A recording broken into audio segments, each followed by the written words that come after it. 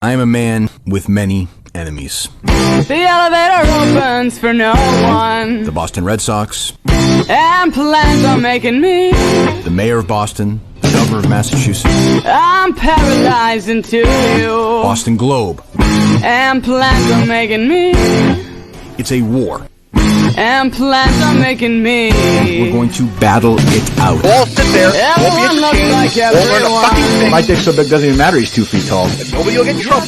Now, of course, everybody's fucking kill each other after watching. He's gonna fucking open his mouth, it'll fall right in. You're too busy to accept it. And it is going to be, when it's done, the most successful podcast in the history of mankind. And we already met. Listen, there's only one Minifan show. Everyone looks like everyone. It's right here. And plans on making me. And plans on making me. No protection. Danny, we are back for another episode of Quantum Kirk. Even after Menner's consistently trolling us all the time and calling us out for, he didn't call out Poppy's Kitchen, who took like a month off, but we miss, we tell him it's bi-weekly and the guy loses his mind. What do you think on that? I'm sick of talking about him. He's very annoying. He really is annoying. Well, he wants to be part of the network. He is the network, according to him. So yeah. I think he's confusing bi-weekly with semi-weekly. So it's like, taking another week off. We gave you an episode last week, buddy. Right. Or maybe he thinks it was thrice weekly. Well, and I appreciate you backed me up because we were going to record 2 last week. Once again, it was my fault that we didn't, but you threw it out there.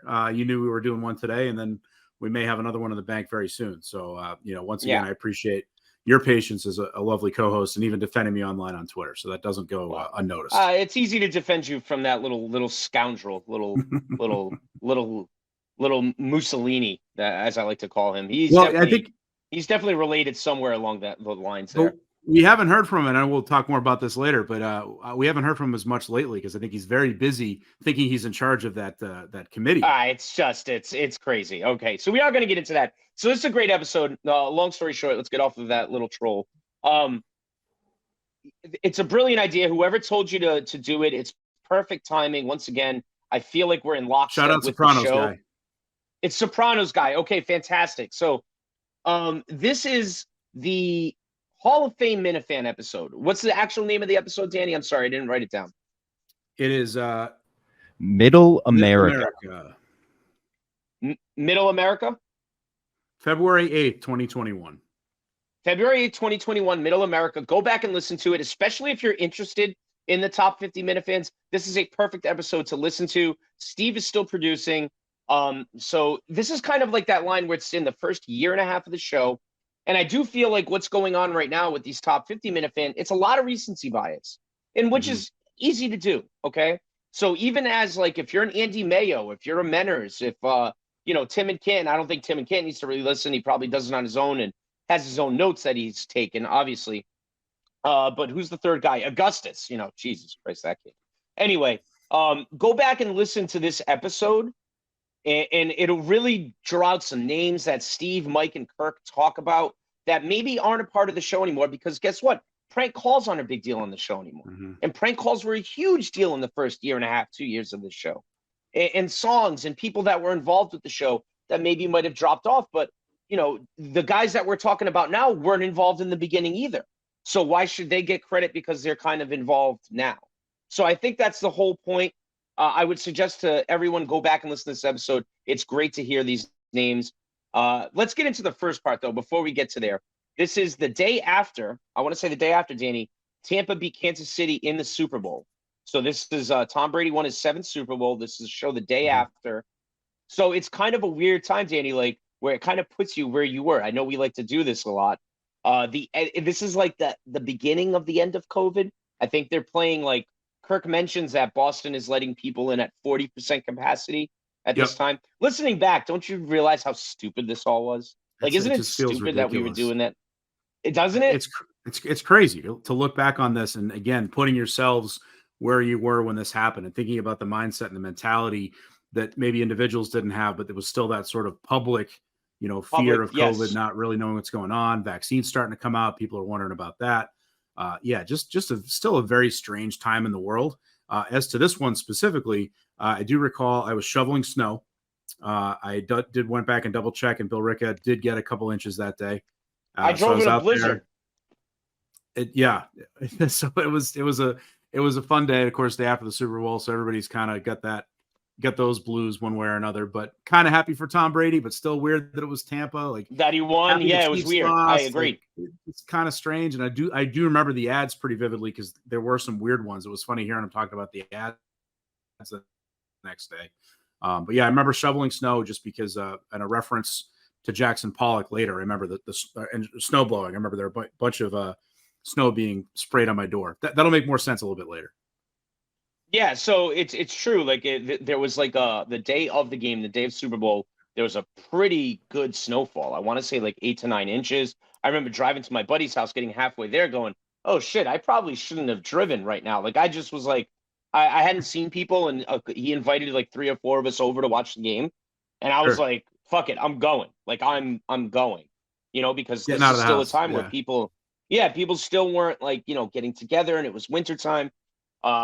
So I went, and I remember halfway there going like, "Oh man, I probably shouldn't have done this," But either way, so snow on the ground, day after Super Bowl.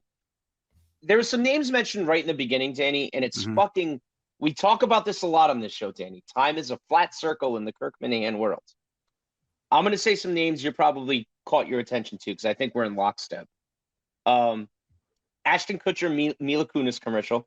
Kirk bashes them for that. And then we all know what's going on right now with Ashton Kutcher, Mila Kunis, and the whole Danny Masterson thing. So it's funny that literally he's been talking about them on the show this week, and they're being talked about on this episode that we're listening to. The same pairing. Yep. The same pairing. Kelly Keegs, he absolutely bashes her. And she's been a big storyline this week. I don't think he's been bashing her, but she's been in with the whole Mean Girls thing. She's been a big thing on Barstool Radio, and he's spoken about her. So it's funny to hear those. Anything else jump out at you at the beginning there, Danny, that caught you?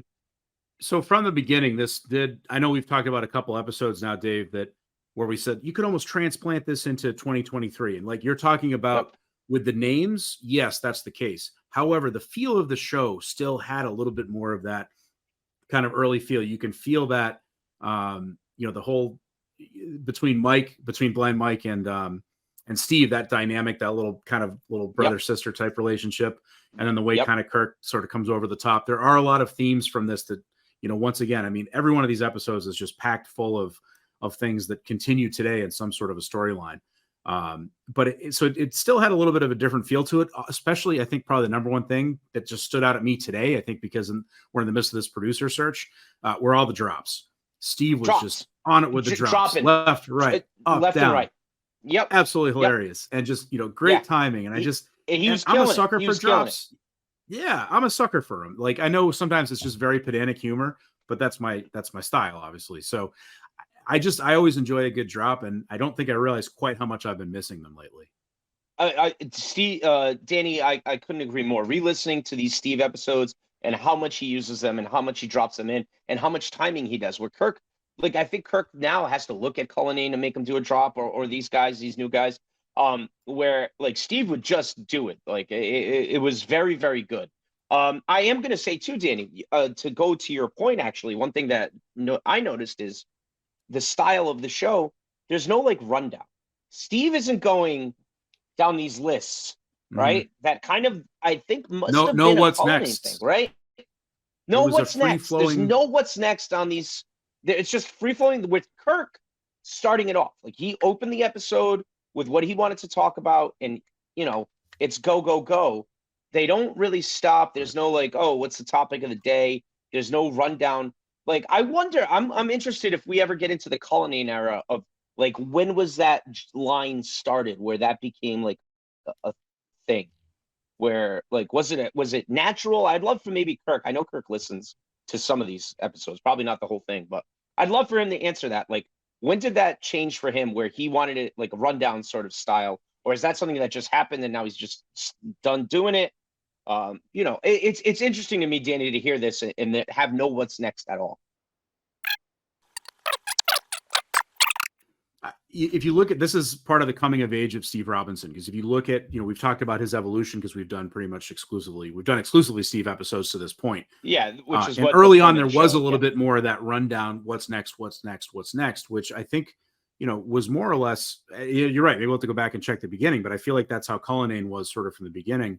But then it never really went away, whereas it kind of went away with Steve, and then the drop started getting incorporated. You can see Steve's sense of humor is really well highlighted in this episode. He's laughing at things. He's making his own jokes. He's, doing white power, Jerry Callahan drops, things like that you just hadn't really seen from Steve before that. Jerry drops are great. So, and then I do want to point out that, Kirk did one of his many sports lies that he tells all the time on the show, where he mentions that he didn't watch 1 minute of the Super Bowl, that he hasn't watched the Super Bowl, 1 minute of the Super Bowl in 3 years. But then he'll go back later in the episode and then just talk about a play or talk about a commercial or, oh yeah, someone tweeted it at me. It's like, I love it. He doesn't do it as much anymore, but there was a time frame where he was really pretending like he watched 0 minutes of any sporting event other than golf, which is like, it would be blatantly a lie, because he would then talk about a play or talk about a player like later on in the show, forget that he had said that. So I don't know if he's doing full on bit at this point, but it's one of those Kirk lies that he likes to tell. This is probably as most of a bit as it's ever been. And what's great about this episode, he gets called out by Dino Raja calling in. He actually says, like, hey, are you just making this up? And then Kirk starts to get into, well, I'm just brilliant, and starts talking about non-sports stuff. He gets into his music call with Ryan Whitney, talking about Manfred Mann and Bruce Springsteen, who, by the way, came up at the beginning of this episode as well. Yes. So yeah, let's play that. John, do you have the clip of so they get into like let me set it up. They get into the Bruce Springsteen commercial. If anyone remembers that Super Bowl, it's, this is the country divided, where COVID and, we're just getting over the Black Lives Matter, like, sort of thing. And, Biden has been a few months in office, I think, at this point. And and it's just Bruce pandering. And I do want to play this commercial because listening back to it today, it was absolutely nauseating. Go ahead.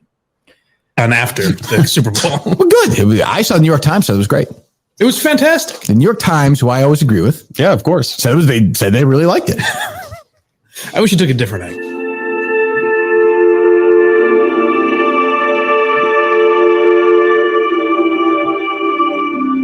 There's a chapel in Kansas. Damn right there is. Standing on the exact center of the lower 48. It never closes. All are more than welcome. We confirm this place exists. Come meet here in the middle. I think Bruce is so old they just let him drive around. The middle has been a hard place to get this wasn't scripted. He started talking about red and blue, between servant and citizen, between our freedom and our fear. Now, fear has never been the best of who we are. You think Bruce wrote this? And as for freedom, yes, they showed him one point writing on a notebook. Property of just a fortunate few. Yes, I it belongs to us all. I read a story about this. Keep playing. It's fine. Wherever you're he filmed this like a week ago. They just agreed like the last second. Connects us. The other thing about him making all that money is like he's almost dead. You got to figure, We need at most. What does he have? 15 years. We just have to remember the very soil we stand on. I say less. It's gonna live you. TikTok, Bruce. So we can bury you. We can make it to the mountaintop. In the middle of Western Mass is a grave that just says "Blind Mike." It's me looking at the grave. Light has always found its way through the darkness. You might killing him off. Christ, Jesus. And there's hope. I can poke fun. So yeah, I mean, it's just that one's a long one. That's a long one. You'd have to play the whole thing, Sean. So, but it's just and Kirk does. If anyone listens to the episode, Kirk does a really good job after this of like not criticizing Bruce, but criticizing Bruce, right? Like he doesn't want to criticize Bruce. That's his hero. I get that. So he does it in a playful way where he's like, what, Steve? Like, I agree that, he's right about, Biden and everything. Like where Kirk is obviously, tongue in cheek disagreeing. So he does a great job. What do you think about that, Danny? Well, I mean, he blatantly admits his hypocrisy, which I think is much appreciated. Which is is just one funny. of those things. Yeah. Because he's too smart a guy and he spends too much time going after hypocrites to not realize he's doing that. And, but it's almost too hard to almost make it a bit because it's so ridiculous. The best part of that is at the end where he's just like, I will not go against Bruce. I don't care. I'm a pussy. I will not. Yeah. It was very good. I don't care what. I love that part. Yeah, it was very good. And then the whole Blind Mike bit there in the middle, that was fucking great, where he turns to Bruce voice and talks about Blind Mike. I mean, calling out Bruce for dying soon. That's, that's a good way to get back on Kirk's bad side. That's not great. That's a little scary. Look at Mike, Blind Mike getting up some gumption. So Danny, we say this a lot in this show. I call it pre-fencing Mike, post-fencing Mike. This is a post-fencing Mike Gary episode. So, did anything jump out at you in the beginning, in the middle? That jumped out at me. He never would have said that. I don't even think he would have attempted that sort of joke. With pre-fencing. I mean, absolutely. I mean, his confidence level's through the roof compared to where he was before. You gotta love it. The guy calling in, complaining about, you fucked up your Patreon video, and Mike's like, I'm blind, you idiot. And then the guy's talking so we'll about do that subscribing. at the end. That's coming. We have the clip of him just at the end. Like, I'll say this. Mike was before Blind School and after Blind School a different person, but like he still had some type of just like wild card behavior at this time too, because he really didn't know where the line was with Kirk. So like you're saying, sometimes he stepped over it, but he was soft as fucking baby shit at this point too, dude. Yeah. So actually, John, do you mind playing that? Yeah, Danny? I'll play that call now. This is more at the end of the show, but we'll play that. You're right. So this contradicts everything I just said. Yeah, it kind of does. Hello, Mike's Periscope today. The best part, the last 24 seconds, as that moron is fumbling to try to shut the video off. Oh, it makes me a moron. 24 I can't see. long seconds. Still funny though. A moron. But you know what else is Ray Charles? Hey, wait a minute. How dare you, Mike? I think I've had similar issues trying to. I know. God knows I have. I had it on randomly one day. I didn't know what's going on. But I sat there and I just counted, and it was beautiful. I heard you all. Watching it, Mike. Jesus. No, I'm curious. It counts for you. Why would you be counting? Well, I'm blind. Oh, okay. Oh, there you go. All right. Thanks for the call. And thanks to Magic Spoon, by the way. The best cereal out there. You go to Okay, so let's break that down really quick, Danny. Let's break that call down. So he's definitely like more like he's fighting, right? Like I don't think before he would have fought back with a Minifan. And that's what I meant. That's where I was going with my previous comment. Yes. Yeah, so I get what you're saying. But you could tell when the Blind Mike voice goes up high, he's annoyed. He's annoyed. He's a little rattled, And hold on. Yeah. And Danny, hold on. You could tell Steve and Kirk are now playing with a little bit of kid gloves with him because they both come to his defense there at the end. God knows I've done that. Whereas I think pre-fencing, they would have just been like, yeah, this fucking idiot, blah, blah, blah, They both come to kind of his defense there. So there is a little shift change in the show, tone change in the show towards Mike and in the way that, post-fencing. And I think this is like, he has just come back. I think he's about a month back, if I'm not mistaken, at this point. So yeah, I think this is we definitely see a new Mike here. So, but in a way, not a new Mike, I guess. Yeah.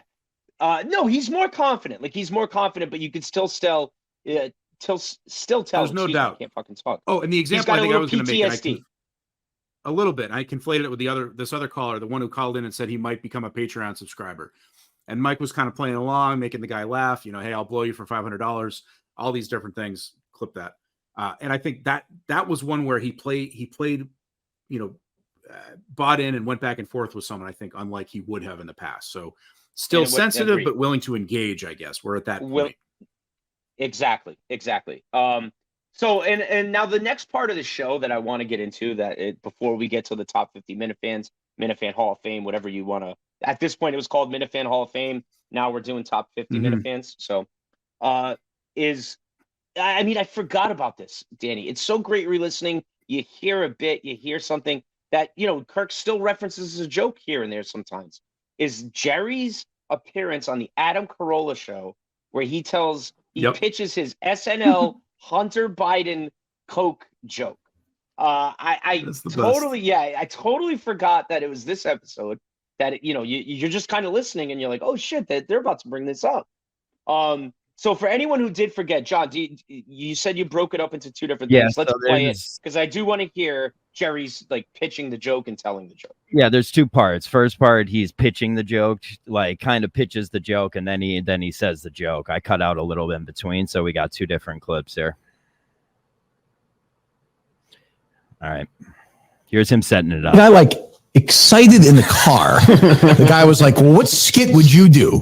So Jerry's about to pitch Adam Carolla an SNL skit. I was like, honestly, I almost pulled over and started masturbating because I was like, and to Jerry's eternal credit, it's a good one. It's a winner. Adam, I call it girls on trampolines. Go ahead. They were on the first time. I think it was a month and a half since SNL was on. And since then, a few things have happened in the country. I don't know if you've noticed. They did an hour and a half without making a Biden joke or a Kamala Harris joke. So, I mean, obviously that we know they're political, but you'd think SNL would feel an obligation to, I don't know, poke fun at the new president. Hold on. Not unfair, honestly. Sure. Like that's like, I know what he's saying. Like, yeah, of course. Just because is Jerry the first person to point out that Saturday Night Live is biased? No. But I'm saying he's right. You have a new like. I think that's not unreasonable. Right. Like the other guy's about to bring up a decent point too. But I think put it this way: if it was any Republican who had won, they would do something. There's no doubt about that. Ted Cruz or whoever. No question. So go ahead. Level. I mean, it's not like there's anything to make fun of, or you wouldn't want to have a Hunter Biden character, or Kamala Harris. So that's him setting it up. Yep. Then we got him nailing this motherfucker on the right. Yeah, we do. 5 seconds, Steve. This guy's about. Okay. You're now in the writers' room. All right. So go back 5 seconds there, Steve. This guy's about to ask Jerry the question. Okay. The old television show, which I think they brought back, Make Me Laugh. Adam, I've got these puppets that make crank phone calls. Yeah. Go ahead. Funniest material. What in the last, okay, so Biden was president for 10 days before that SNL aired. What in those 10 days, also I'll put it up to the floor, what is worth making fun of? What? Give me a joke. I'll give you one. Yeah, please. There was a little button on the desk where Trump used to press for the guy to bring Coke. Yep. The button. Yeah. Could we pretend that maybe Hunter thought it was, if I hit this button, they'll bring me some Coke? No, but that's pretty good. No. Ryan, that's a Corolla show, by the way. Do that. I mean, that was Steve. No. You see Coke. Aired. What in those 10 days? Oh man, that was I mean, it's brilliant. So let's break down that joke. Let's break down that joke from Jerry. Number one, Donald Trump used to drink Diet Coke. Like that's number one. So that's wrong there. What would Hunter Biden be doing sitting at the Oval Office desk? And to hit a button. I mean, it's just so bad. We put our feet on the desk. We do Coke. What do you mean? Yeah, I mean, it's just so, and then those guys kind of let him. They're like, oh yeah, that's pretty good. And they play the laugh track. You hit the laugh track. That's when I would just brains out. Yeah. Oh, that's. The most amazing part of this is you have Jerry Callahan. You have Jerry Callahan of all people, A, telling a joke, B, volunteering to tell it on a podcast of a professional famous comedian. I mean, if you listen to Jerry's podcast now, which I do, I like to listen and see what's going on. There's not a lot of humor. He kind of tells himself some jokes. You got Ironhead Oconee in the booth, who is a world famous comedian as well, and you don't see Jerry pitching him stuff. I mean, this is just Kirk points out, but Jerry John, he's like, let me take this one. He's like, you mind if I do one? Like, yeah, the guy's like, I'll and you can tell the guy's so surprised. He's like, what? Yeah. I mean, brutal. I had secondhand embarrassment listening to like that part today. Like I literally was like, oh no, it's happening. So I forgot how funny that was. I forgot how how much that made Kirk laugh afterward. It was fucking great. We actually have the first, and this isn't something you told me to cut, but I grabbed it. We had the first time when Kirk points out that guy doing his he was getting fired from broadcasting, and in the middle of it, a guy hit a home run, and he was the broadcaster. We also have that clip too, so we could play that either later on too. But he points out a bunch of funny shit for the first time in this episode. Legendary. Yeah, the Tom Brenneman. The Tom Brenneman one. Yeah. So that's Tom Brenneman. Yeah. Yeah, that is definitely this episode too. I think everyone's heard that clip so many times. I don't think that's something. I'm gonna end. I'll end the show with it. I'll end the There show you with go. that. There you go. Because the top 50 is what we want to talk about here. That's the main juice of this episode. Yeah, and the Tom Brenneman, like everyone knows that, but yes, that was brought up this episode too. The Jerry part is just like I literally rewinded, played it again because like he thought it was he was waiting for those guys to be like, "Wow, Jerry, like that's it, man. You nailed it." You know, like he was waiting for that. Oh man, brutal. But you make that a premise of the entire fucking skit, like. How long would that skip be? 20 seconds? Like I don't even. I don't even know. Oh my god, yeah. Hey, look, as someone who's tried to tell a few jokes on a podcast, I know it's not easy, but holy shit, this is amazing. Yeah, that was great. All right, so let's transition to the meat of this episode, Danny, and why we re-listen to it mostly is because they do discuss the Minifan Hall of Fame. So this was something that was going to be, I believe, at the second Madawaska. Kirk was planning to announce a Hall of Fame of Minifans, and I think he was going to induct 4 or 5 people. Was that the number, Danny? Do you have that locked in? Well, the ballot was 25 as opposed to 50. But then I thought it was. I think it's only 3. Yeah, 3. Three, and they had the committee of people, which was I think the brothers. Both brothers at that time. Now I'd imagine one brother and some other guy. But yeah, it was them. And I forget who else was on the ballot, but they were destined to pick 3 a year. 3 a year. So yeah, they had a 25 person ballot. They were going to pick 3 a year. And at a live show, the second Madawaska was going to be the first reveal. So it was interesting. Let's get into some names, Danny, that I heard that like really popped up. He mentioned that the guys on the Kirk Minahan Rundown had just released their ballot, and they had just done on the Kirk talking about it. So it was me, Red, and Sheldon, the drip from North Dakota, I think is what Kirk called him, and which is correct. If anyone's ever met Sheldon, I mean, the guy's an absolute, like a nice guy, but oh my God, he'll put you to sleep. Like this isn't, Jesus. But they released their names. They had talked about, Sheldon. The names that they wanted to do. Shots fired. Sheldon. Jesus. Someone's got to raise those sheep that gets us to sleep, buddy. Yeah. Thanks for the cows, Sheldon. So those guys had done a show where they released their names. And I just want to get into some names that they mentioned that Kirk then debated and the guys debated. And these names are names that I think right now aren't discussed enough either on the show when they're talking about this or the committee from what I'm hearing. Number one, him suggesting this episode for you might have been a way to get his name talked about, but I'm going to say it. Sopranos guy was an amazing fucking caller those first 2 years. Like him not being mentioned as a guaranteed top 50, I think is a fucking criminal.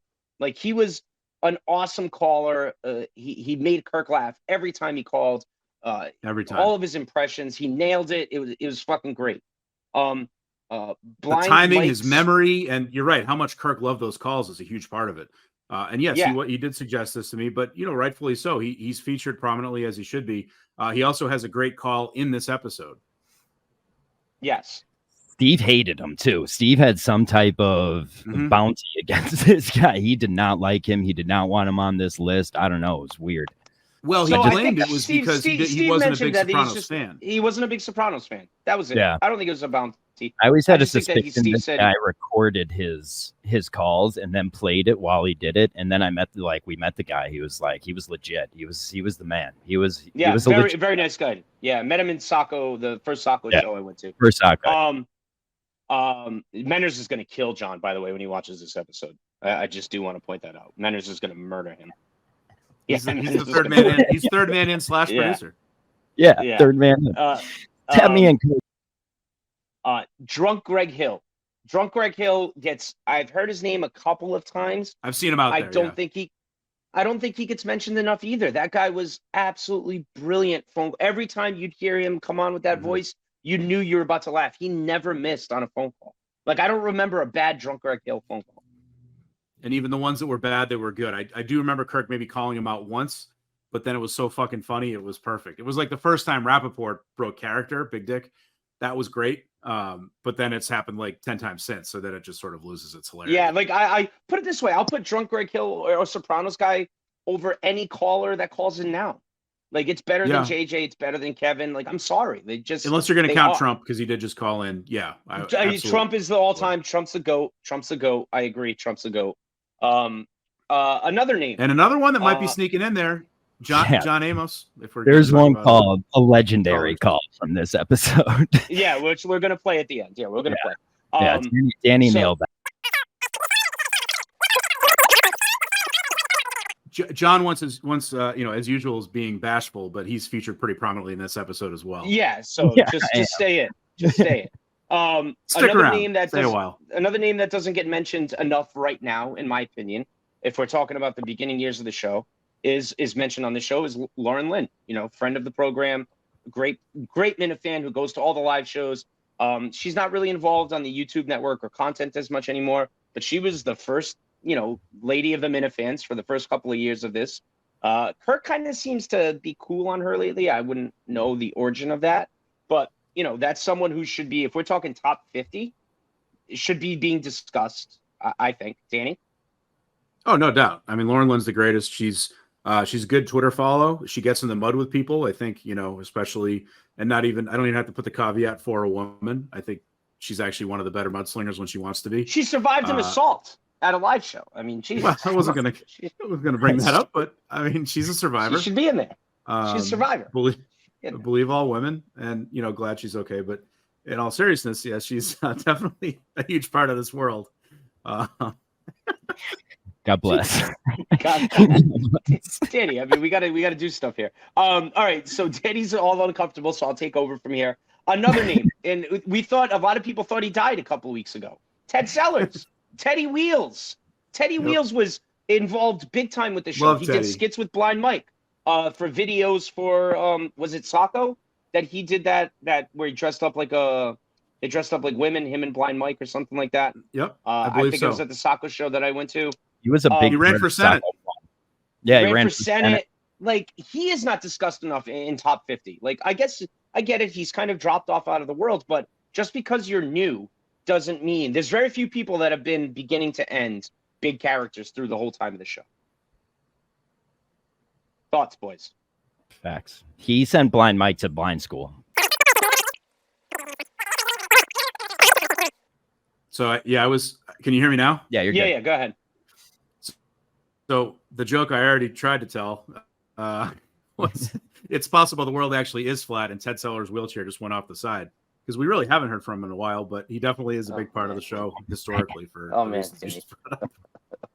I wish your internet stayed out. Oh my God, Danny! What if he brings some coke when he hits the button? Another couple of names that definitely Gig was a big part of the Minifan world. He had YouTube network shows. Kirk almost had him in this episode was getting close to naming him as part of like a Hall of Fame sort of level top 3 or top 4 guy to get in there. He's been listed as top 3 to 5, I believe, in the past when Kirk has done his kind of Mount Rushmores. He's been up there consistently, as he should be. So I think he's a top 50 like lock. Ned Snark. Ned Snark, doesn't like me, but that's okay. I still think Ned Snark should be in the top 50. He's always been Ned around Snark the world. has impeccable taste, clearly, and he has. He's been such a big part of not only any online content, but also just he's sort of the senior senator of this world, which it's just always great to have Ned around. Now, I think a guy who is a lock for the top 50, and he was mentioned on this episode, is Warden of the North. Warden of the North sent me a DM. He wants us to create a Twitter account, and he would like to create clips and stuff for the show. He doesn't want to step on John's toes. I told him, fuck John. I told him, fuck John, do it. I go, you have carte blanche to do whatever you want with any content that we put out from the show. You go for it. I ask Warden before I make Absolutely. any video to make sure he's not about to make it. So I ruin whatever video he is about to make. Just like that's my. So like he has, like you said, carte blanche over all of us. He has every right to do that. So I would think he's a Absolutely. lock for the top 50, but he was mentioned in this episode as like a potential first ballot Hall of Famer. Well, that's longevity. I mean, look at it. Two and a half years later, right? Still getting mentioned up in the top echelon. So 100%. And then the last name that I had written down here, and then if you guys have any more, bring it out. But I thought really made me laugh is Quantum Week Chris, not Chris Clemmer, not Clemmer, not it's still Quantum Week Chris. Yeah, so we didn't know his last name. Yeah, we didn't know his last name. Did that jump out at you? There at was all, a Danny, big when you heard reveal. that? Absolutely, yeah. They talked about too, and Steve's like, well, he hasn't called in a while. I mean, that's when he was still a caller. He was just, he hadn't been in studio yet, I don't believe. No, It was funny though, but he had done enough to establish himself, with the world. I mean, you look and Carano gets spoken of very highly in this episode as well. Quantum Kirk was definitely, Quantum Week, pardon me, was still very much in the good graces, and I think on the way up. Because at that point, as even is brought up on the show, Blind Mike had been on the show at that point, as had Carabas and Carabas, Steve and Steve Steve. Robinson. So like this was a big part of the KMS world, kind of leading up to their live show. I think several months later. Okay, so I listed off a bunch of names. Did you guys have anyone that either wasn't listed on the show or that you remember from the first 2 years that you feel right now is not being talked about enough on this top 50 like Minifan stuff? John, you go first. I have the list. Like he reads off the list. Do we want to want to just go ahead and read off the list too? Who actually, that's a great idea. Yeah, I'll read off the list here, and then if we see anyone other than that, we'll go with that. But yeah, I saved him saying the list, so I thought that would be a good one to have. Great, awesome. Here we go. Who I am going to increase their punishment at the end of reading this. Okay. All right. Are you ready? Absolutely. Steve from Providence. Makes sense. Tim from Canton. John Featherston. TJ Hubbard. Warden of the North. Okay. R.A. Minahan. Lauren Lynn. Steve's a liar guy. Ned Snark. Menners. Trump Caller. Gig. Blind Prison Mike. Patrick from Discord. Matt Carano, John from Scranton, Ted Sellers, Blobe, Sopranos guy, intern Will. Sure. There's your list. Yeah, a couple borderliners, but I think everyone expected that. I have some issues. I have a couple names I'd like to put in. So yeah, John, yep, take a bow. You were on the first initial ballot. Longevity, baby. I was on both ballots. Kicked off both, so fuck you, motherfuckers. Take that. But other than that, Danny, what names jumped out at you that, like, I heard a few that aren't involved anymore that I still feel like are top 50 locks. Do you want to start off, Dan? Yeah, I mean, well, actually, just going sort of in order, John Featherston. I mean, he was involved with a lot of the sort of crazy antics that happen outside the studio. So yeah, I really don't. I think he's not quite as active on Twitter right now as he used to be. So we don't hear from him quite as much directly. He doesn't seem to interact with the show as much as he used to. But he was definitely one of those guys in the early crowd. Funny to hear Blobe's name. Always had a nice little DM relationship. Shoot up the with him. Wilbur. But yeah, but I think it got to the point where it got to the point I think where that just always really stuck to him. Unfortunately. Well, I do think that helps him right now with Kirk, though. I think that doesn't hurt him with Kirk. Killing all the Minifans would make Kirk laugh. That's true. That's true. That is true. Yeah.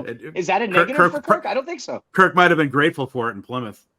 Yeah. Yes. He would have been. It would have been happy. Steve from Providence is a top 50 lock to me. I know him and Kirk still, whatever. I feel like that relationship needs to. Steve from Providence needs to go back in. We are going to review Steve from Providence, Tim and Canton episode. That's an all-time top 10 episode for me. So, Danny, put that on your list of the next few episodes. I want to do that episode. I love that episode. So I think Steve, that's great, with his Getro man. All right. I mean, the man dressed up as like a condom or whatever that thing was at a thing. I mean, he walked 88 miles. Now, was he driven in a car 55 of those miles and lied? Yeah, maybe not. Okay. Who knows? All right. Who's to say? But the idea that he walked 88 miles is funny. he still goes to live shows. He was at Portland. I saw him in Portland. He didn't make Plymouth, but he still listens. He's not as active, but I think that like not having that guy in the top 50 would absolutely be criminal, in my opinion. Yeah, skinny hand. No doubt.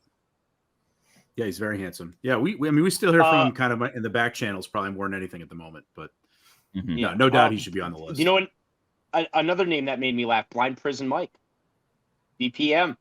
Yeah, great guy. Great guy. Still goes to live shows too. He's still around. Still around. He was in Portland. He was in Portland. He was in Portland. Yeah. Yep. He's an all-time, like when you meet that guy, you're like, holy shit, you're fucking huge. He's one of those. Exactly. Yeah. He's a big. Now, if he's off the top 50 at this point, I wouldn't have a huge like argument like against it. Like I get it. Like he doesn't interact at all like as far as like online or anything with the show anymore and for a while. But I do feel like the name needs to be discussed in the top 50 though. But if you left him off, I wouldn't kill you for it. Yeah, I'd still put him on there. I think there's still enough interaction with him and the Minifans in general, just not always as blatant as it used to be. And I guess part of the question would be, do you put in some weighting for being a significant player back when Kirk was on WEEI? Obviously Tim and Canton's already the emeritus, top number one Minifan, but he spent a lot of it's because of his time with Kirk interacting with him on the radio. And same with Steve from Providence, that there was kind of already that entry into the world.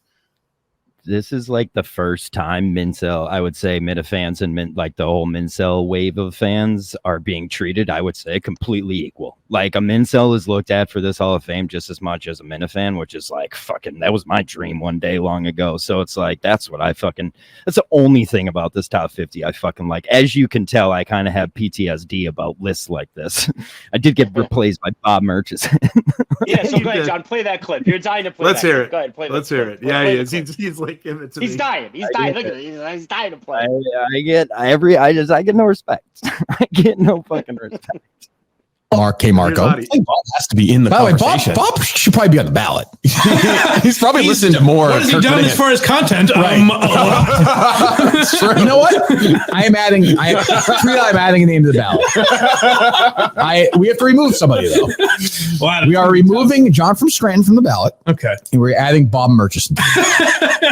So we're removing John from Scranton. We are adding Watch KMS, whatever that is, Steve, remember? Mm-hmm. Yeah. Yes, that's reasonable, right? And you won't have any problem with people. There won't be any repercussions for someone voting for. Nope. I might.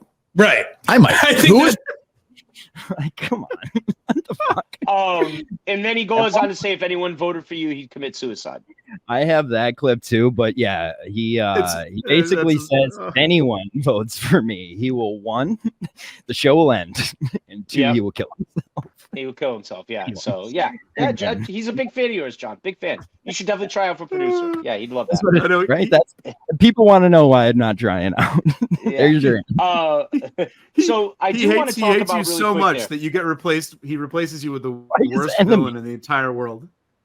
So hold on. Did anyone catch though the contrast though of like then, right, and now where Murchison is in like everyone's top 8 or 9.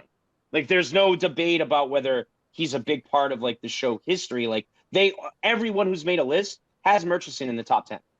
At least. That's why I don't worry about making a list like this. Never worry about being ranked as a Minifan, because at the end of the day, you could be replaced by Bob Murchison, and everything you've worked for, it's not worth it because it's just funnier. And that's that. That's the way I look at lists. Yeah. It's that.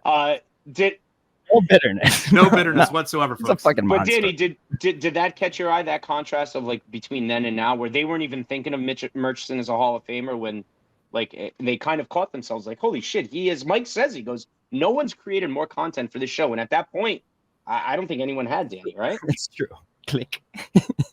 Yeah. And I think, part of it was, I think with this one, it was pretty clear from the beginning that it was, these were the player, like Hall of Fame, in that it wasn't just the biggest kimps or simps or whatever.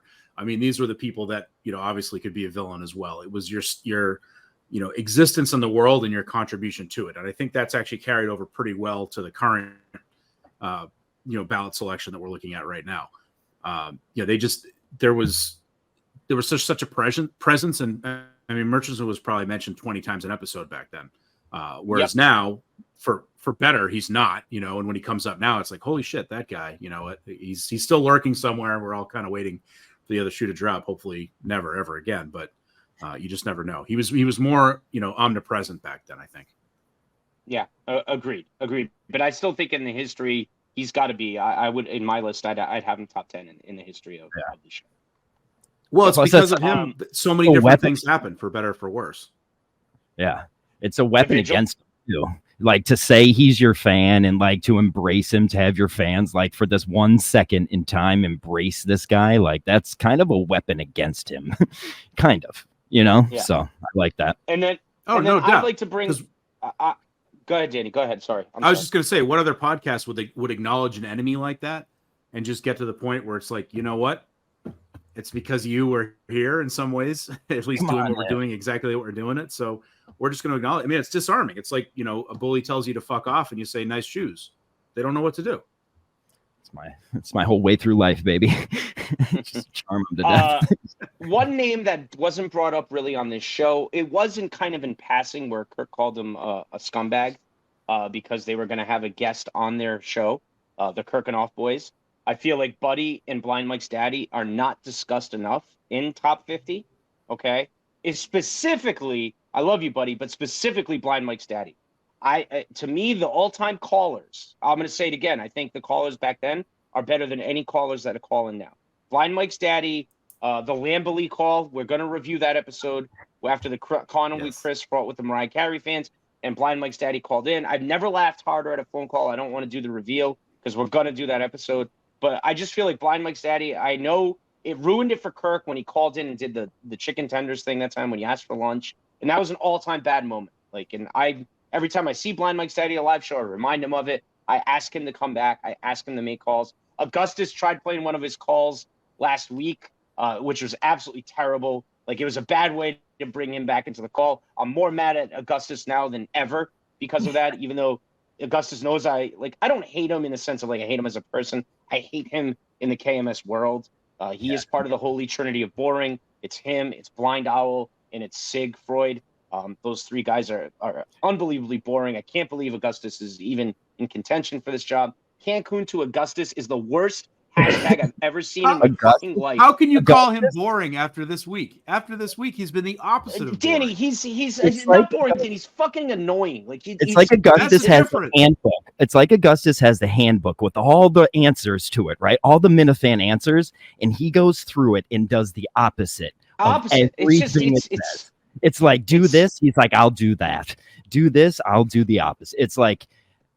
That's a long. Hold on, let me go back. That's a long rant of saying. Like, I literally hated him for bringing Blind Mike's daddy back into the world of the phone call, and it was that fucking phone call. Like, that just shows me your instincts fucking suck because that was a bad phone call. You should have never played that. Okay, all right, we get it. Poor guy. No. So I'm advocating for fucking Blind Mike's daddy is not talked about in the top 50. I haven't heard one person fucking mention that on any of these shows, on any of these wrap-ups, nothing. And that's, to me, boys, that's crazy. That guy was an all-time phone caller the first 2 years of the show. All time. Mm-hmm. So that's it. That's my rant. Danny, go. No, I couldn't agree more. And, you know, you think back to like the Pastor Jose call might have been one of my favorites, the reveal. There you go. When he one. switched over. I mean, that was a seminal moment for me in KMS history. Couldn't agree. I love those guys. I loved Kirk and Off, regular listener. I even loved Augustus on that show. You know, they had a good thing going on, and I understand they're too busy to do it now. You know, we still chat a lot. We're always encouraging them to get back on the air. They're the best. The callers, what I love about the callers, and this is why they should be in the top 50, because even the old callers, like you said, that might not still be around, they all have that group chat where they're constantly making sure the callers to this show are good and have something to talk about and have clips or blah, blah, blah, or like bounce ideas off of. They have that group chat that they're constantly fucking funneling ideas through, which I love. That's kind of constantly fucking funneling content to the show. So that's why all the callers, like legendary and new callers, I'll always fucking back. I accused Blind Mike's daddy in Plymouth of being Kevin. Oh, did you? That would and he didn't break. He didn't break. If it is him, he didn't break this time. Kevin's a legend. Because he could easily, if it is him, he could easily he could put himself in the Hall of Fame or a top 50 or whatever by just saying, yeah, I'm Kevin. You know what I mean? If he'd come out. I still think it is. He would not break. I was like, you can tell me, bro. I won't tell anybody. I promise. Blah, blah, blah. The tough He's part like, is I'm telling you it's not me. there's a sanctity to anonymity when it comes to callers, because the second they break, you see, they just lose. No, yeah. Absolutely. You know, Mike like said he was dead after that. Yeah. Yep. So, but I still have a so, sneaky and he's theory gun that he's that's gun him, shy. by I the mean, way. so God bless him that he's holding out this time if he is. Yeah. Yeah. So that's my working What was theory that? on Kevin, that it's Blind Mike's daddy. That's my working theory, that Kevin is Blind Mike's daddy. So I'd like, that's just I'm throwing it out there. All right. So one other thing, anything on the top 50 Minifans, anything that you heard on this episode, Danny or John, that like you don't feel it's talking off, like I just Blind Mike's daddy. Is there any other names that you guys want to throw in there? John Amos. John Amos. What a segue. There is one man that needs to start fucking Yes. rock shipping up to the top, because we have found the episode where a man named John Amos was found. And this is the Yes. funniest fucking call I think we've had on this show. I think. Yeah. I do. So far, yes. I Agreed. do. Play it. Oh, no doubt. Yeah. Let's play John Amos's first call to the Kirk Minahan show. Yes, this is his debut. Gold. Hello. Hello. Hello. Hey, is this the Kirk Minahan show? This is a longtime fan, John Amos calling. Well, Mr. Amos, I'm a big fan of yours from Good Times. Roll and, the dice. And some Remember, it is February. Roots, and that's true. And many things. You were just that's right. You were just in whatchamacallit, briefly last year. I cut jumps. Oh, that's right. Yeah. Yes. Hello. You are correct, sir. You are correct. The times have been good for me. The times have been good for me. And I can see they've been good for you, my brother. You know, I just recently got on and I saw that you happen to be African American yourself. Well, I mean, there have been rumors that Moss Dudley is my birth father. I do not think that's true. Just to be fair, Mr. Amos, I would never. I'm not like Elizabeth Warren. I'm not going to steal some identity. I don't think that's the case, sir. Oh, well, you in the club, because as long as you got that big fat ass Italian broad sitting next to you, I love the titties on that. No, that's a man. My goodness. No, that's a man. Are you talking about Mike? Ain't no way, that's a man right there. I ain't seen an ass on a bitch like that since Florida ever. Oh, well, I don't. And let me tell you, to be honest. Since you're saying that Mike, when you look at Mike's ass, you think of the late actress Esther Roll, for your wife on Good Times. Yes. oh, absolutely. Oh, Lord have mercy. And another thing, Let's update this Hall of Fame ballot. piece of tail like that you got walking around there, I know you have black, because them hips don't lie. All that jelly and no toast. Ooh, my goodness. You know I love that Italian cooking, baby. It was once me and Eric LaSalle in Eric LaSalle's dressing room on the set of Coming to America. Sure. And Eric got in there. He's got wall-to-wall purple crushed velvet. Let me tell you, it was decked out. And he's getting blown by a girl that when I say she could be no older than 17. Wait a minute. Wait. Hold on. It was a different time. John. Hollywood was crazy. I am saying the actor Eric LaSalle from ER was that did not happen, John. That did not happen. Like hell it didn't. No, and John, then no, who John, walks through the door is my man Samuel L. Jackson with an 8-ball. None of these things happen, John. Now you've had quite a colorful career, and you've had you're a great storyteller, but these things did not happen, right? You're just playing along, right? You're joking around. Oh, this is the 80s, baby. That was John. That was just a PG night. You should have seen Arsenio Hall's dressing room. No, I looked like a Jackson Pollock painting went off in there. I don't think wall semen. Well, I don't think that's true. That may be true, but I don't see proof of that. It sounds like a fun time. Hey, I ain't gotta have no proof. Well, I just wanted to say that I'm a huge fan of this show. I got to get back. I got a little something going on here in my own private abode, if you know what I'm saying. I just want to say I'm a huge fan of the show, and as long as that big titty Italian girl is always on the show, you can count on me. Well, he won since day one, baby. Thank you, John Amos. And a Baba Booey Tio. That was. All right. So that's an all-time call. People do need to. I'm glad we did this episode just for that. I was crying, laughing, listening to that because I forgot it. I mean, I don't know about you guys. I forgot it. You know. been calling Mike a fat Italian bitch since that day, dude. Like that's the funniest. It's that big titty Italian bitch. Especially because it took, I think, even Kirk a split second to realize he was talking about Blind Mike. They were just a little confused for a second, and then when it clicked, it was like, "Oh my god, so funny!" No, listen, Mike almost stepped on the joke a couple times. I almost was like, "Mike, shut the fuck up, let him go," you know. And I think him almost breaking a few times that made me laugh even harder. When he would almost break, made me laugh even harder. When they accuse him, get right back on track though. When they accuse him it didn't happen, he goes, like hell it didn't. It didn't. Yeah, like, and then he'd have to, when he was breaking. Yeah, when he was breaking, Danny, when he was breaking, he would have to concentrate to get his accent back. You know what I mean? You'd hear him have to be like, okay, you know what I mean? Like you could hear his brain. Oh man, it was fucking great. That's a great I want to alert our viewers. That was probably a very well trained white man. Yes. Like, oh man. They know it from the beginning. As soon as he starts talking, they're like, okay. Mike goes, let's roll the dice. Let's roll the dice. Oh man. All right. Legendary. So we're coming up. Legendary call. I agree. That's a legendary call. And we're coming up on Kirk almost inducted John Amos into the Hall of Fame on the spot. Right there. He almost just got. He said we have to update the list. He said we have to update the list. Yeah. Yep. All right, so we're coming up on the 1 hour mark. I think I don't have much. I have a couple of little tidbits I'd like to do, but I'll toss it to you guys first if you have anything that we haven't discussed yet. John, I don't know if you have a drop on this, but I mean, we haven't talked about Kevin from Bristol at all here.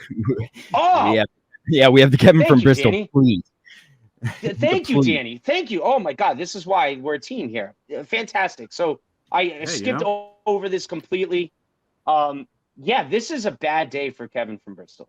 I don't think he's. Yeah, he might have recovered. He was in the video in Portland, which was an all-time video. If anyone was at that show, it's him and Andy Mayo. So I think he's somewhat in the good graces of Kirk. He still goes to live shows, but I don't think he's as revered as he once was. Was that okay to say? I think they got a peek behind the curtain of how crazy Kevin is, and Kirk kind of stepped off a little bit because like that was his first reveal at it. But like, I mean, Minifans are just as crazy as Kevin, so I can't blame Kevin for that. Yeah. It was jarring when I first heard this episode and then being reminded today of how, I don't want to say serious, because I know Kevin takes it serious, which is a good thing, which is what makes him a great Minifan, okay? But just, it was a little like, Kev, come on, man. You got to know Kirk. You got to know the show. Like, I can't believe he sent the text. So is that what we're going to play? We're going to play Kirk reading. We got it here. Yeah, we're going to play Kirk reading Kevin from Bristol's text about Kirk had just banned Kevin for a year from the Minifan Hall of Fame. And Kevin was a little upset that he wouldn't be going into the Hall of Fame with his brothers in arms, so to speak. He wanted to put that code on. Yeah, he wanted to put that code on with his brothers. With his brothers, yeah.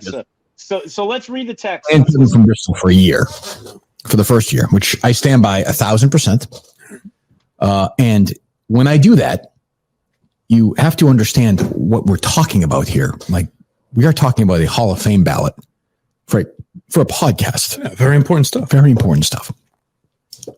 Kevin from Bristol, you know, when he makes a prank phone call, Captain Hungroll is good, very funny. That's about it. Right. I mean, like, you have to hold his hand and kind of walk him through the process, and then he's good. But that's okay. I value that. What? Yeah, he's generally a funny guy on Twitter and stuff. Makes a lot of wacky videos. Okay. All right. So he sucks. I hate him. I don't. Well, I'm starting to hate him. So, like, you have to take your punishment, understand that it's a show, and have a little fucking fun with this. Right. I mean, am I asking too much? I mean, think of what we're fucking doing here. Like, I thought you guys were friends. Then you banned him from the Minifan Hall of Fame. That's right. I'm walking on. This is from Saturday at 3:19 p.m. He sends this to me. He sends this to me. Mm-hmm. I'm walking on eggshells while messaging you. Tonight is the KMS Hall of Fame ballot. It's the inaugural class, the first group, the founding fathers of a sort. You may think I'm crazy. You could have just stopped right there, by the way. But it would mean a lot to me to be able to be on there. I'm sorry that I do stupid things. I put myself out there often and it tends to backfire on me. I made a video for the show, which I will spare you having to listen to. However, I ask you for mercy and ask you one time to reconsider my ban. If the guys going in are who I think they might be, it would mean a lot to me to be with them. Up on that stage. That is the craziest fucking sentence anybody has ever written, ever. Did he end with a good luck to carry? Hope all is well. Trust me, I hate myself for even writing this. The show has been great the last few weeks. I've really enjoyed it. Thanks for that. If the guys, so in his mind, he's thinking like, Tim and Steve are getting, it's only right if I'm up there with his peers. Like that, like think of what this is. Like if Jeter, Mariano, and Andy Pettitte. Yeah, Posada's like, can I at least hang out for you guys this weekend? Like it's that's crazy. That's not. There's no joke there. Did you respond to him? No, I am now. There is no joke there. That is. I'm telling Kevin, you have to go get help. Go get help. Yeah, it's Danny. I'm going to let you kick it off. Go ahead, Danny. Just and obviously there's always the caveat. Kevin did a lot for the world. On the positive side, the Captain Hungwell reference was spot on. Those calls, yes, to Mutt, just trashing all over him on EEI, absolutely legendary. I mean, just Hall of Fame type numbers back in the day. That said, the lack of self-awareness here.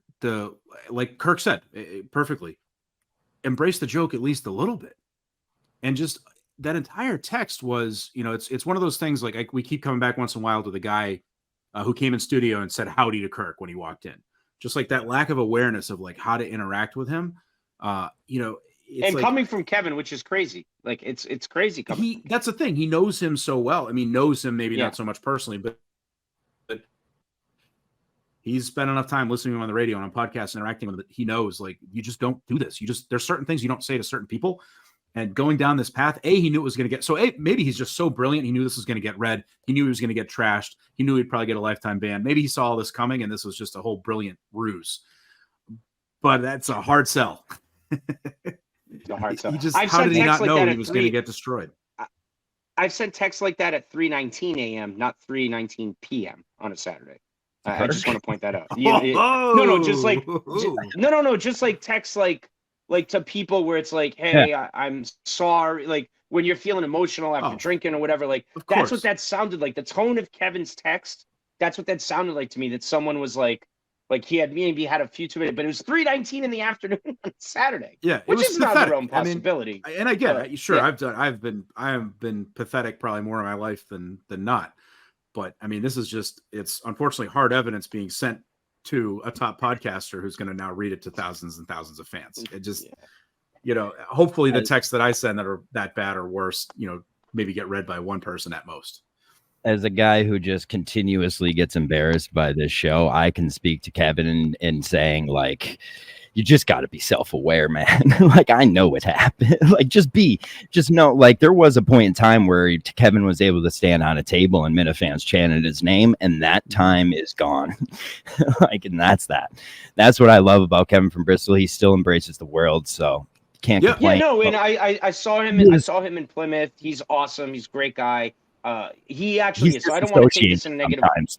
He disassociates sometimes, though. Like he can set himself in a world that is not real sometimes. So like that's the only problem Kevin has, and I love him for it. But fuck, man, it ends up. I would rather get replaced by Bob Murchison than ever have a message like that read of mine. This one was a tough.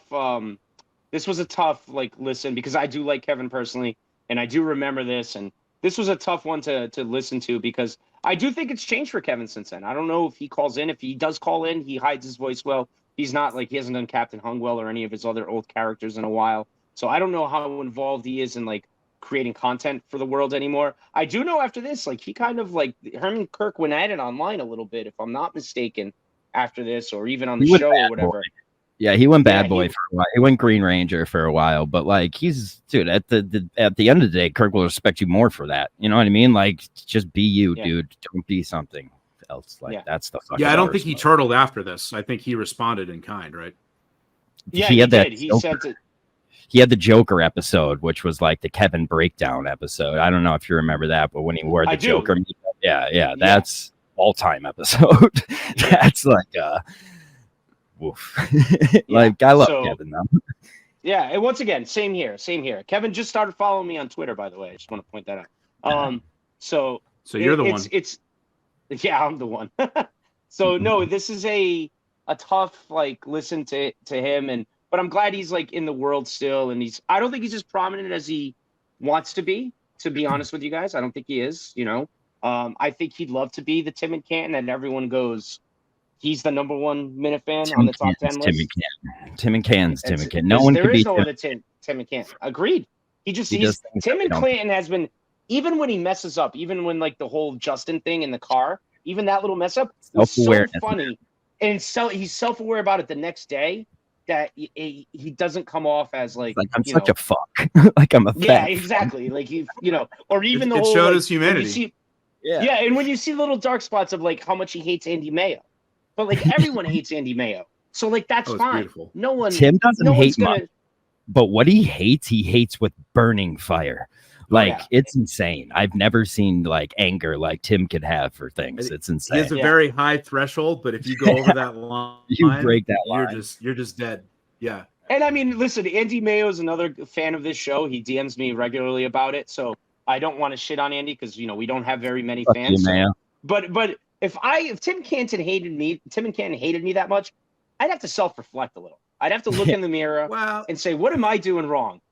Yeah, but Tim's admitted he doesn't so much hate the person. He hates that persona, So I do think it seems like Andy's able to. Tim is wired to hate what Mayo is thought of being the contrarian. Tim is wired to to object to a contrarian of the KMS show. He knows every fact about it. You can't. I mean that little clip when he put Bruce Springsteen at 6 in his top 10, and you just see Tim go, that clip that they played is just.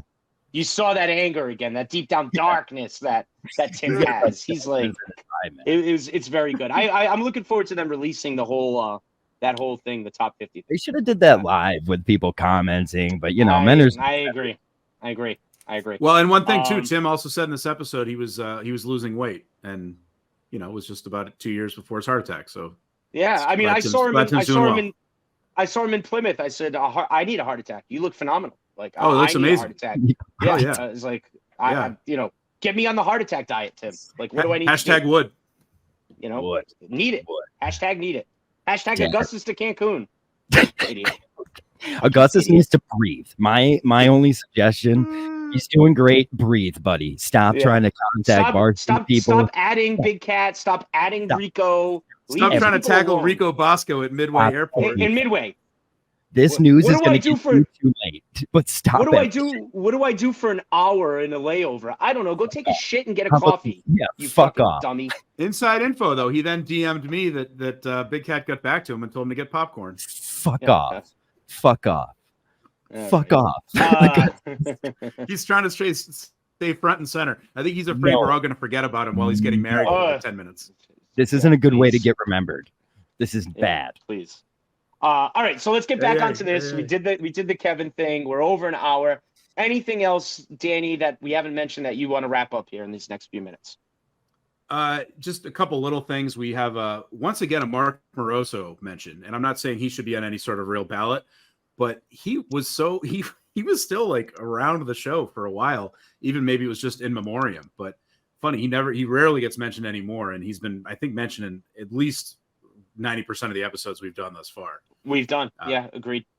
Funny to hear his name on there. Some shout outs to the old EEI producers. We heard Sausage's name, Iggy, Chach. Yep. I mean, just some pretty hilarious stories back there. Say sausage or whatever it was. Yeah. That was his exact comment. Yep. There was again some vigorous defense of Matt Carano and talking about what a great guy he is. There's discussion of the Conseco Rough and Rowdy. Where he got paid $2 million and then basically took a dive. So that was a big one. Dogecoin brought up a couple times, and the introduction of Hanging with Blind Mike, the show about depression that he did with Matt from VGS, which I believe lasted an episode or two. Yeah, that show died on the vine. Thank God. Yeah, thank God. Thank God.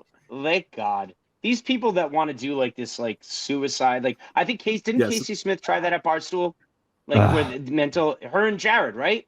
Didn't they do a mental health like show that lasted 2 or 3 episodes? I want to say I'm right about that.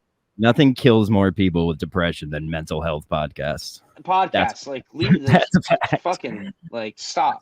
I have one weird thing to bring up. It's very short. Ahead. I have to bring this up. Sandwich. I don't see it a lot. I used to Not anymore. I salt think and you used to vinegar hear in about it tuna. a lot more. Salt and vinegar chips in your tuna? Yeah. That is a lot of taste. Oh, that's a powerful bite. Throw up. Jesus. Steve Robinson put salt and vinegar chips on tuna melts, and this is why we had to get rid of this man, because that is the identity of a serial killer. That is fucked up. That is fucked. I don't like that. That caught my eye. Who does that? No, tuna, salt and vinegar, all that combo. That's someone just said in that clip. It's true. It's a lot of flavor. That's a lot of fucking flavor. That's too much. Yeah.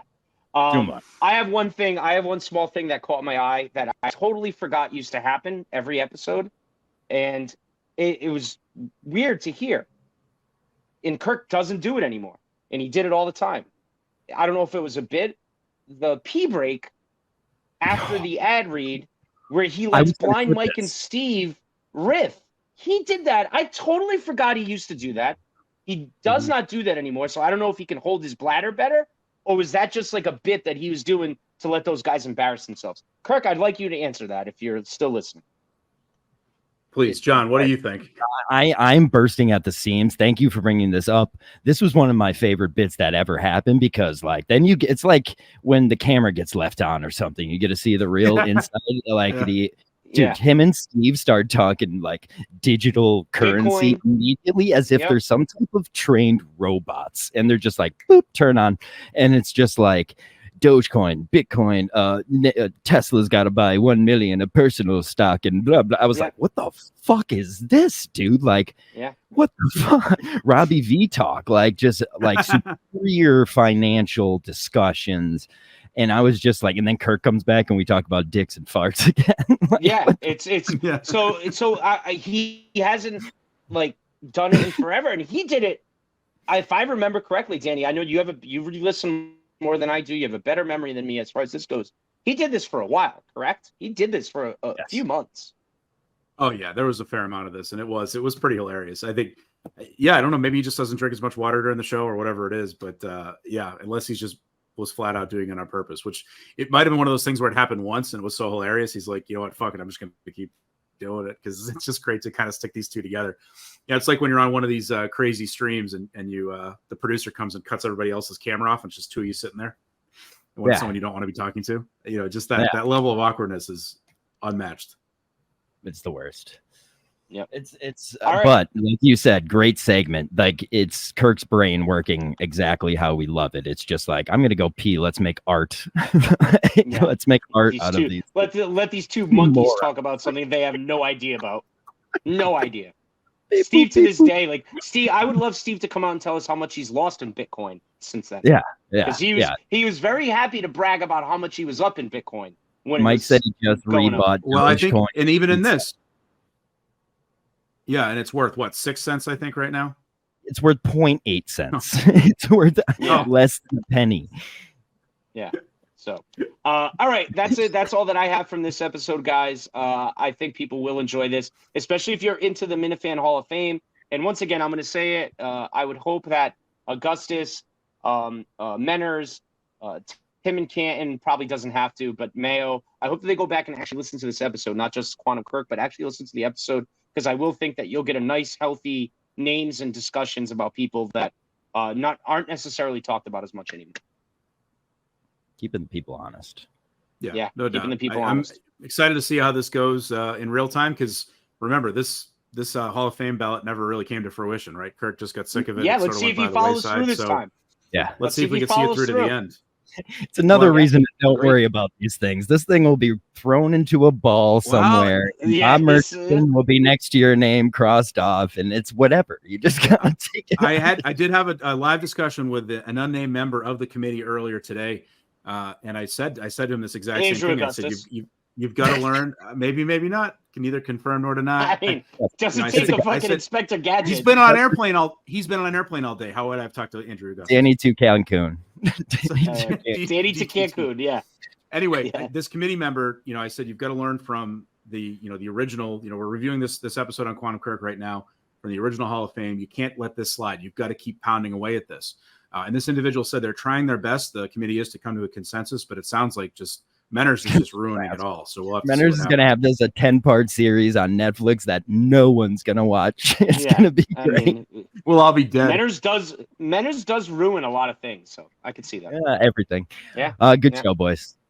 All right, boys. I'll talk to you soon. We might be recording again Friday, so just a sneak preview. We'll see. Yeah. Take care. I'll end everybody on the call. That guy's call. Breneman. Tom Brenneman. Yeah. Tom Brenneman. There you go. There you go. All right, guys. Have a good one. Thanks, guys. Talk to you. Castellanos to lead things off. Jim Day's going to be taking us the rest of the way through as Holland takes over on the mound. I made a comment earlier tonight that I guess went out over the air that I am deeply ashamed of. If I have hurt anyone out there, I can't tell you how much I say from the bottom of my heart. I'm so very, very sorry. I pride myself and think of myself as a man of faith.